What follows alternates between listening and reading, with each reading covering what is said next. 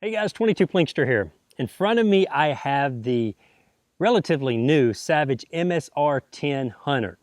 Now, currently, Savage is making 3 different calibers in the MSR Hunter. One of them being the 308 Winchester, 6.5 Creedmoor, which is this, that's what this particular rifle is chambered in, and also the 338 Federal. I chose that I would like to have the 6.5 Creedmoor because of a couple of reasons. It's a relatively new cartridge. It's been out for a couple of years now, but reading forums, watching other videos on YouTube, it is now considered by many the 308 killer. This right here is a 308 Winchester. I own a lot of 308s, and I have several AR-10s in the 308 platform. I love them. You know, I've taken game with my AR-10s in the 308, but I wanted something a little bit quicker, less drop, less wind drift, so that's why I went with the 6.5 Creedmoor. This is not going to be one of these videos that I talk a lot of ballistics with you guys, but I do want to let you know that I am going to be leaning more towards the 6.5 Creedmoor from now on instead of the 308. Again, there's nothing wrong with the 308. It's been around for a very, very long time and has been used for snipers and hunters all over the world. You're probably asking what kind of scope I have on here. This is the Bushnell LRHS, stands for Long Range Hunting Scope. And it is 4.5 by 18. It's got really good turrets on the top, and the reticle is pretty awesome. I can't wait to take this over to my buddy's farm and shoot some longer ranges with it and see exactly my holdover at different ranges. Before we shoot this rifle, let's go over a few specs. Like the other MSR series rifles by Savage, this rifle does sport Blackhawk furniture. It's got a Blackhawk grip, Blackhawk stock, and it's got a good muzzle brake on the end that we will talk about here in just a minute. Free floated forearm, and it also has a Blackhawk trigger. Forward assist, and you know, this rifle is a pretty good shooter. If you've shot a lot of AR-10s, and I'm not talking about match AR-10s, I'm talking just bare bone AR-10s, a little bit better than bare bone, probably mid-level or upper mid-level, you know that you can expect about an inch group at 100 yards. This rifle is no different. This rifle will shoot about an inch to an inch quarter groups at 100 yards with this federal American Eagle. Now this is a 140 grain projectile, and you know, I'm consistently getting about an inch to an inch and a quarter group. I have not shot a sub MOA group with it yet. However, reading a lot of forums, watching a lot of videos on the 6.5 Creedmoor, they say that usually the rifles do not start shining till after 90 shots. It usually takes about 90 shots to break in these barrels. Once you break them in, you'll see your groups kind of shrink a little bit. I've shot this rifle 30, 40 times at the most, and I am getting inch to an inch and a quarter groups. Now that does not mean that you're going to be getting, if you're shooting 1 inch groups, does not mean you're going to be getting 2 inch groups at 200, 3 inch groups at 300, 4 inch groups at 400, so on and so forth, because this bullet, the reason everybody's loving the 6.5 Creedmoor at longer ranges is because the bullet stabilizes. And it takes a little while for that bullet to stabilize out, you know, past 100 yards. I don't know exactly when it does it. It depends on your setup. This rifle barrel has a 1 in 8 twist. So downrange, it starts stabilizing. And even though the rifle is shooting 1 inch groups at 100 yards, it's not uncommon for you to shoot 2 inch groups at 400 yards because that bullet is now becoming stable. I've got a target set up downrange, and we'll be trying 2 different kind of ammo to show you guys on video of how this rifle shoots. And we'll talk a little bit more about the rifle after I get through shooting. First, I'm going to be trying the 140 grain American Eagle. Now, these are loaded with the 140 grain hollow point match bullets, okay? They shoot pretty good. Then I'm going to move up a little bit. I've got some 130 grain gold medal Burger by Federal Premium, and these are supposed to be the cream of the crop. These are supposed to shoot really, really well, and I've never shot them. So we're going to shoot a 5-shot group with the American Eagle, then a 5-shot group with this gold medal Burger, and hopefully I can do my part. Now I have the target set up downrange at 100 yards. Let's see what kind of groups we can get. Now I'm going to be shooting the American Eagle range ammo first, and it does have a 140 grain open tip match bullet. But this is pretty much your bulk ammo, or just range ammo.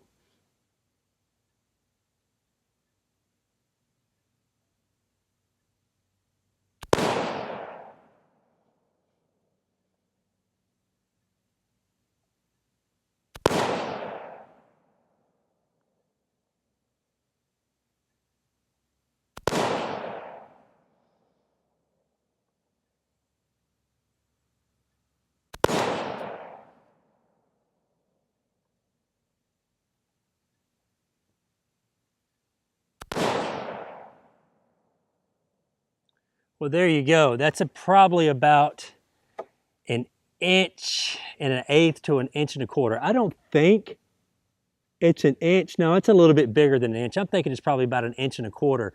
Now I'm going to reset the target downrange, and I'm going to try the 130 grain gold medal burger. I don't know if it's going to make a huge difference. This ammo is really for a longer range, much longer range, 1,000 to a mile. But we're going to see if it shoots a little bit better group at 100 yards. And also remember, this rifle with the 5R rifling, it's not broke in yet. I've only put 40, maybe at this time 45, 50 shots through this rifle. And like I said before, it really doesn't get broken in good till 90 to 100 shots. Then you'll see your groups go down. But still, that's definitely a minute of deer at 100 yards. Let me reset the target, and we're going to try out this gold medal burger. I retrieved my target downrange, and this is what I got. This is pretty typical. This is about an inch and a quarter group at 100 yards. Now this is with that American Eagle 140 grain match tip bullet, so open match tip bullet. Now I'm going to be using some of these Federal gold medal burger. This is for long range. These are 130 grain bullets. I don't know how they're going to shoot. This rifle may not like them. It may love them. I've never shot these out of this particular rifle, so we're going to kind of learn this together. Got another target set up downrange, and let's see what they will do. It may need a different rifle twist, I don't know. We're going to find out, but it may shoot half-inch groups for all I know. All right, 100 yards.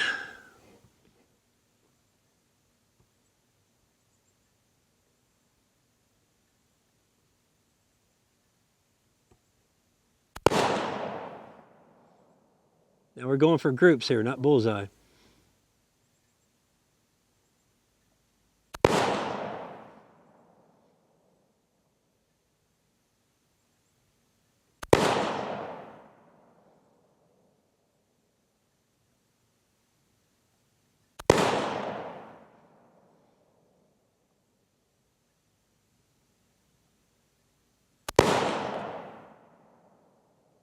All right.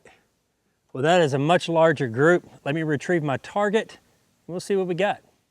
I retrieved my target downrange, and this is what we got. All right. It doesn't look like a good group, because there's a good reason for that. It's not a good group. I was rock solid on every one of my shots. I think this was probably my first shot, second shot, third shot, fourth shot, fifth shot. So they were stringing down. I don't know if it's because the barrel was heating up, or I was rock solid. I'm not blaming me on this shot whatsoever. I was rock solid.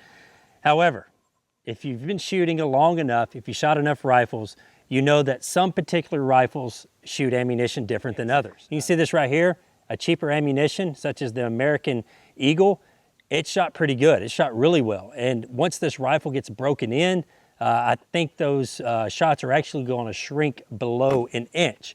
But this is a 2.5 inch group. All right, that's not good. That's not good at all. But, however, saying that, my buddy has a 6.5 Creedmoor Savage, I think the precision rifle, and it shoots the gold medal burger better than the American Eagle. We sat it in with the American Eagle, shot some groups, and it shot about 1.5 inches. We put some gold medal burger in there. It shot about a 7/8 inch group. So it all depends what kind of rifle you're shooting, and what kind of ammo to use for accuracy. So I pretty much just did my your homework for you. Now that we see what this rifle is capable of doing, let me give you my final thoughts. My final thoughts on this setup. I like the rifle. Honestly, I can't wait to take it out in the woods this winter here in Tennessee to go deer hunting, and I definitely can't wait to take it mule deer hunting in Wyoming with mossy oak. But if I could change a few things, this is what I would change. First and foremost, the muzzle brake. The muzzle brake is a little bit too much for me. I'm just going to be honest with you. It is very effective in controlling that recoil and where you can get a good follow-up shot.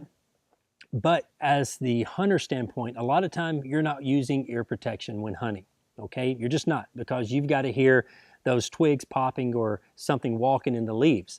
So you can't really use hearing protection when hunting unless you spend a lot of money on those Walker Game Ear or other kind of companies that make these hearing devices will allow you to hear in the woods, but also muffle the shot of the gun.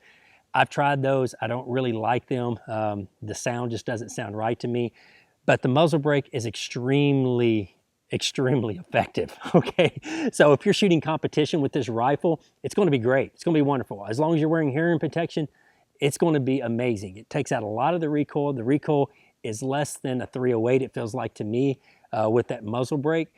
But not wearing ears, trust me, my neighbors have complained of me shooting this rifle, and they've never complained of me shooting before. So I'm probably gonna take that muzzle brake off and just get a thread protector on there. Yeah, it's gonna add a little bit more recoil, but I'd rather add a little bit of recoil out in the field than to lose my hearing. Not that you will lose your hearing if you shoot it without it, but I don't even shoot a 22 long rifle without hearing protection. The second thing that we need to talk about that I wish I could change, and I probably will change on this rifle before I go hunting, is the trigger. Okay, it does have a Blackhawk trigger. The trigger's not bad for just plinking around in the yard or just having fun with the rifle. It's not bad for that. However, hunting rifles, I like a good trigger.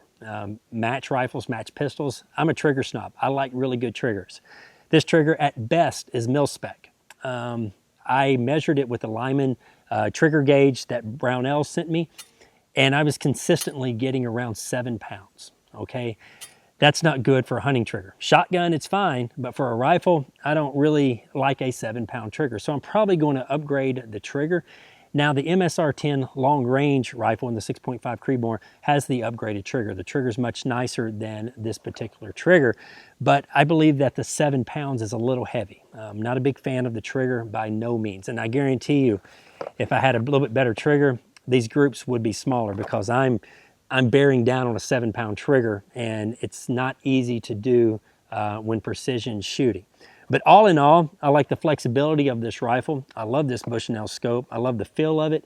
The weight is a little heavy, but you're going to get that in a AR-10 platform. But for the most part, I really like the rifle. I can't wait to take it hunting out west with me and here in Tennessee. Hopefully the hunt will go successful. So go over to my other channel, Plinkster Outdoors, subscribe to that, and hopefully, just hopefully, I'll kill my first mule deer. Guys, thank you very much for watching this video. And if you have any questions, you can go to my Instagram, Twitter, or Facebook page and ask them there, or put them in the comments below. Until next time, y'all be safe and keep plinking. But now that we saw what this rifle was capable of doing, now